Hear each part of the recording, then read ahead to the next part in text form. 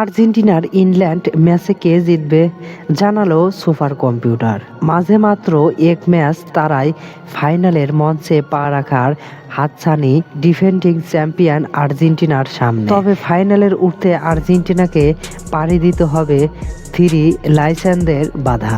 সেই বাধা টপকাতে পারলেই ফাইনালের দেখা মিলবে আর্জেন্টিনার। কিন্তু পরিসংখ্যার আর্জেন্টিনার পক্ষে নেই।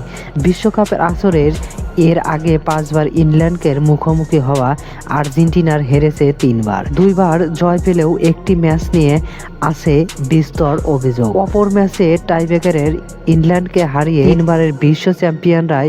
তাই আগামী বৃহস্পতিবার 16 জুলাই ইংল্যান্ড আর্জেন্টিনার ম্যাচের আগে থ্রি লাইসেন্সদের এগিয়ে রাখছে সুপার কম্পিউটারের অপটা।